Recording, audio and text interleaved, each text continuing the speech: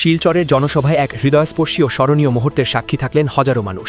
রাজনৈতিক উত্তেজনা আর জনসমুদ্রের ভিড়ের মাঝেও হঠাৎ থমকে যায় সময়, কারণ ভিড়ের মধ্যেই ছিল এক নিঃশব্দ অপেক্ষা। একজন সাধারণ বিকলাঙ্গ ব্যক্তি দীর্ঘক্ষণ ধরে দাঁড়িয়েছিলেন। চোখে ছিল প্রিয় নেতা সর্বানন্দ সানোয়ালের সঙ্গে একবার দেখা করার আশার আলো। হয়তো তিনি ভাবেননি এত মানুষের মাঝে তার মতো একজনকে কেউ লক্ষ্য করবেন, কিন্তু জনসভায় পৌঁছে চারপাশে নজর বুলাতে গিয়ে হঠাৎই মন্ত্রীর চোখ পড়ে তার উপর। হাজারো মুখের ভিড়েও তিনি চিনে নেন সেই অপেক্ষা, সেই আবেগ। এরপরই ঘটে এক অচেতন মানবিক মুহূর্ত। নিজের গলায় থাকা গামছা খুলে তিনি এগিয়ে যান সেই ব্যক্তির দিকে এবং সবার সামনে তাকে পরিয়ে দেন সম্মানের চিহ্ন হিসেবে। শুধু তাই নয়, সকলকে অবাক করে দিয়ে তিনি নিজেই নত হয়ে সেই ব্যক্তিকে প্রণাম করেন। এই দৃশ্য দেখে আবেগে ভেসে যায় পুরো জনসভা।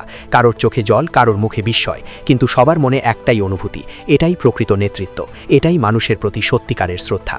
শিলচরের এই জনসভা তাই শুধু রাজনৈতিক সমাবেশ নয়, এক মানবিকতার উজ্জ্বল উদাহরণ হয়ে রইল, যার প্রভাব দীর্ঘদিন মানুষের মনে অনুভূতি আর শ্রদ্ধার ইতিহাস হয়ে থাকবে।